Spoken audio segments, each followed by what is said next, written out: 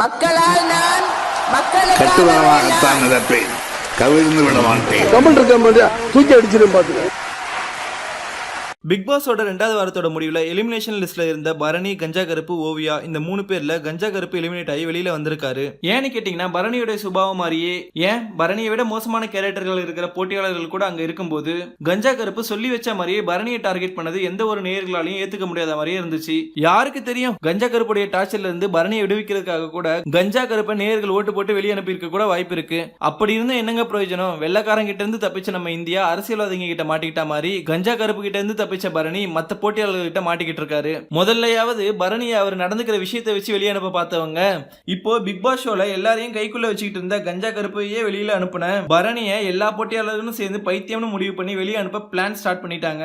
கேவலம் பணம் படுத்துற பாடுன்னு கூட இதை புரிஞ்சிக்காம ஏன் சக மனுஷன் கூட பார்க்காம பைத்தியக்காரன்ட்டு பட்டம் கொடுத்திருக்காங்க விஜய் டிவி. இதுல பரணியை பைத்தியம்னு நிரூபிக்க கஞ்சா கருப்பு கூடயே சுத்திக்கிட்டு தெரிஞ்ச அல்லகைங்களான நடிகர் சக்தி, வையாபூரி, கேவலமான பிஹேவியர் பண்ணிக்கிட்டு இருக்கிற ஸ்நேகன் இவங்களாம் தான் இறங்கி வேலை பார்க்க ஆரம்பிச்சிருக்காங்க. விஜய் டிவியோடைய இன்னைய பிக் பாஸ் ஷோ ப்ரோமோல பரணி அவரை எல்லாரும் ஓரம் கட்டி மட்டம் தட்டி பேசிக்கிட்டு இருக்காங்கன்னு சொன்னாரு. இதுல அவர் மனநலம் பாதிக்கப்பட்டு இருக்காருன்னோ அவர் கூட இருந்தா நாங்களாம் இங்க இருக்க மாட்டோம்னு ஸ்ட்ரைக் பண்ற மாதிரி மத்த போட்டியாளர்களை காட்டி முடிச்சிருக்காங்க விஜய் டிவி. மக்களால ஓட்டு போட்டு காப்பாற்றப்பட்ட பரணி இப்போ மறுபடியும் மக்களே ஓட்டு போட்டு அவரை வெளியே கொண்டு வர சூழ்நிலைக்கு தள்ளப்பட போறாங்கன்ட்டு இந்த ப்ரோமோவை பார்த்து நம்மளால வெளிப்படையாவே சொல்ல முடியும். போன வாரம் 7 பேர் தான் பரணியை ஓட் பண்ணி எலிமினேஷனுக்கு நாமினேட் பண்ணாங்க.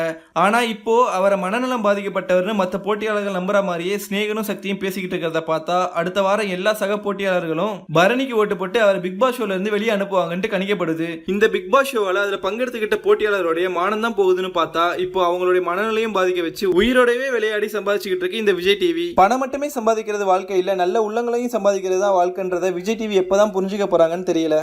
மேலும் இந்த மாதிரி பல சுவாரஸ்யமான செய்திகளை நீங்கள் தெரிஞ்சுக்கணுன்னா மறக்காமல் தமிழ் லவ் சேனலை சப்ஸ்கிரைப் பண்ணுங்கள். நன்றி.